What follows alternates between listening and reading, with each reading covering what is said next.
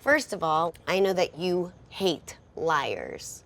Right. Which is why you decided to spend your time with senators.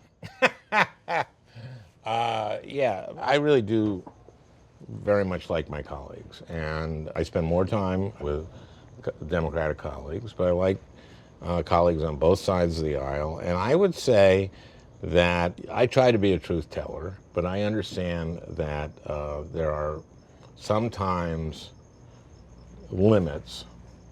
You can say something that's true and not be recklessly true. Example? I was talking about... Ow, I bruised like a peach.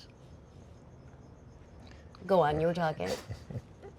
There was this Franken batters woman in Hollywood. Okay.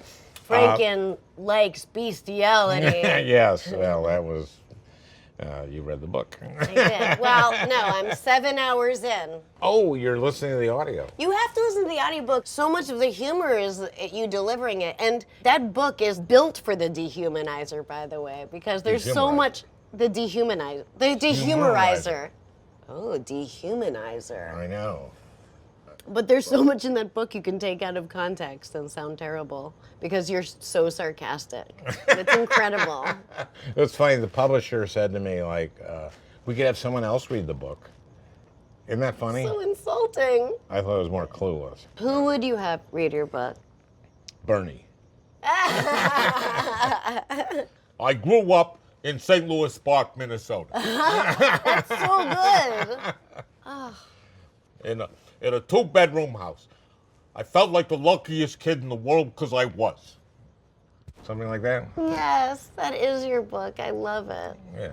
When I interview people on this show, the common thread is people who have experienced change in their life. So would you say, like, where would be your inciting incident? What changed my life was my wife, Franny, and we were, I'm very frank about this in the book, she had a drinking problem. She was an alcoholic. She is an alcoholic. She's a recovering alcoholic. And also Tom Davis, my partner, was your garden variety alcoholic, but did coke and did everything. And so when my wife went in rehab, I started going to Al-Anon. And in Al-Anon, I started to realize that I'd become a jerk. And it was in sort of reaction to being with these two alcoholics. And I started looking at myself a little bit closer and taking care of me. And I became a nicer person. And Stuart Smalley, the character who came out of this, and what came out of this... You should pause for there'll be applause in the studio audience. No, nothing? Okay, sorry, go on. Okay. Stuart would do a lot of 12-step jargony stuff, and one of them was, it is easier to put on slippers than to carpet the entire world. And... So, you know, when you're a senator, you're trying to carpet the world. But how it relates to you is you came after that, because that was about 85, 86, so I started. Yeah, I was there in 93, 94. Doing Al-Anon. And you told me last time we talked something about how I came up to you after I had seen you in the subway or something? Is that part of like a step? You were not unfriendly, but you weren't friendly. I wasn't on your radar, I don't think. You didn't when you care first for me. came to the show. And I was just a kid. And you came up to me,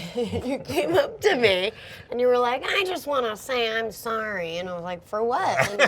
And you're like, I didn't like you. Then I saw you in the subway station. You were giving people directions, and you were nice. Yeah, well, I was hoping I did it in a even nicer way than that. It was. I have to have that face to do your voice.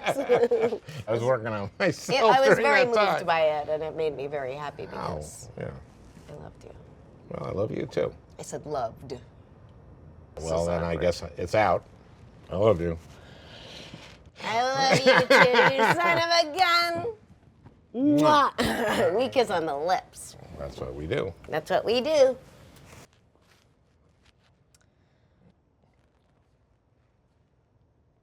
Well, I paid hours ago, so I guess we're good to go. Okay, let's go. See you later.